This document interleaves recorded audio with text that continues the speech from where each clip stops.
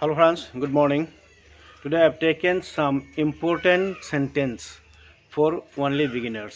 যিসকল ছাত্ৰ ছাত্ৰীয়ে কেৱল একেবাৰে আৰম্ভৰ পৰা মানে ইংৰাজী শিকিব বিচাৰে তেওঁলোকৰ কাৰণে মই মাত্ৰ এটা সেন্টেন্সকে ইয়াত পঢ়িয়াই মই খুব ধুনীয়াকৈ আলোচনা কৰিছোঁ। ইয়াত মই তোমালোকৰ লগত ছাত্ৰ ছাত্ৰীসকলৰ লগত বিশেষকৈ সেন্টেন্সটো মই খুব ধুনীয়াকৈ তেওঁলোকে বুজিব পৰাকৈ ইয়াত মই ফিটিং কৰিছোঁ, বোৰ্ডত মই লিখি লৈছোঁ। মই আজি এই সেন্টেন্সটো বুজাই দিম। এটা সেন্টেন্সকে আমি কেনেকৈ কি ধৰণে মানে টেন্সৰ 12টা ভাগ আছে আৰু সেই ভাগকেইটাত আমি কেনেকৈ এটা সেন্টেন্সক ষ্টেপ বাই ষ্টেপ কেনেকৈ বুজাব পাৰোঁ, কেনেকৈ লিখিব পাৰোঁ, কেনেকৈ পঢ়িব পাৰোঁ আৰু সেইখিনি আমি ইউজ কেনেকৈ কৰিব পাৰোঁ, কেনেকৈ আমি কনফিডেণ্টলি কথাখিনি মানে এজনে আনজনৰ লগত ব্যক্ত কৰিব পাৰোঁ বা কথা ক'ব পাৰোঁ।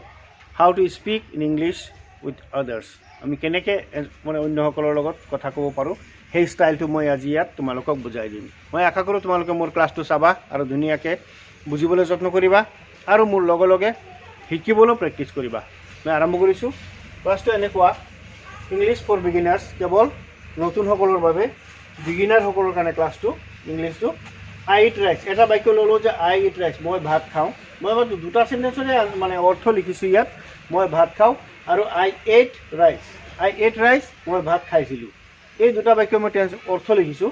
মানে এই আই ইট ৰাইচ, মই খাওঁ ভাত, ইংৰাজীত কথাটো মানে কৰ্ম ক্ৰিয়াটো মাজত থাকে আৰু বস্তুটো মানে অবজেক্টটো পিছত থাকে। মই খাওঁ ভাত মানে মই ভাত খাওঁ, মই ভাত খাইছিলোঁ। আই হেভ ইটেন ৰাইচ, এই বাক্যটোকে আই ইট ৰাইচ বাক্যটোকে আই হেভ ইটেন ৰাইচ, মই ভাত খাইছিলোঁ। কথা একেটাই, আই হেভ ইটেন ৰাইচ, মই ভাত খোৱা, মই ভাত খালোঁ। আই হেভ ইটেন ৰাইচ, মই ভাত খালোঁ, মানে মোৰ খোৱা কাম শেষ হ'ল। আই হেভ বিন ইটিং ৰাইচ, মই ভাত খায়েই আছোঁ। এটা নিৰ্দিষ্ট সময়ৰ পৰা আৰম্ভ কৰি এটা নিৰ্দিষ্ট সময়লৈকে মই খাই আছোঁ। আই এম ইটিং ৰাইচ, মই ভাত খাই আছোঁ। ইয়াত কোনো টাইম টেবুলৰ কথা নাই, মই ভাত জাষ্ট খাই আছোঁ। আই ৱাজ ইটিং ৰাইচ, মই ভাত খাই আছিলোঁ। এইটো পাষ্ট টেন্সত লিখা হৈছে, মই ভাত খাই আছিলোঁ। তাৰপিছত আই হেড ইটেন ৰাইচ, মই ভাত খাইছিলোঁ। এই যিটো এটা সময়ত মই ভাত খোৱা শেষ হৈছিল, মই ভাত খাইছিলোঁ, পাষ্ট টেন্সত, পাষ্ট পাৰফেক্ট টেন্স। তাৰপিছত আছে আই শ্বেল ইটেন ৰাইচ, মই ভাত খাম। আই শ্বেল ইটেন ৰাইচ, মই ভাত খাম, এইটো ফিউচাৰ টেন্সলৈ গুচি গ'ল, future indefinite. I shall be eating rice, future continuous টেন্সৰ বাক্য, I shall be eating rice. Formation হ'ব I shall be eating rice.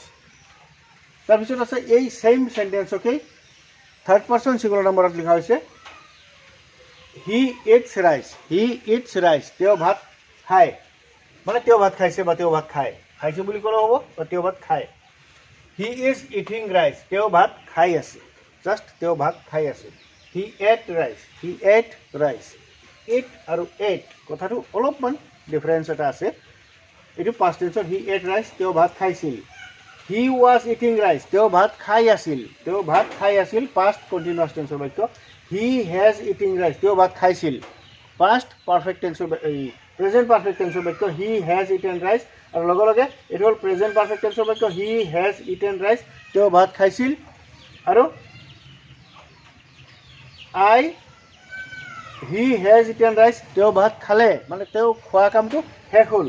আৰু হি হেড ইটেন ৰাইচ, তেওঁ ভাত খাইছিল, তেওঁ তেতিয়াও তাৰ কামটো খোৱা কামটো শেষ হৈছিল।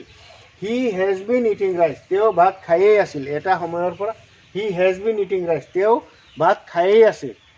হয়তো he has been eating rice signs বা ফৰ আমি ইয়াত ইউজ কৰিব পাৰোঁ, চিন্স মৰ্ণিং বা ফৰ 2 hours, তেওঁ 2 ঘণ্টা ধৰি খাই আছে।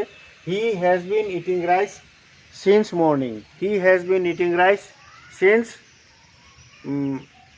ডাউন বা ৰাতিপুৱাৰ পৰা।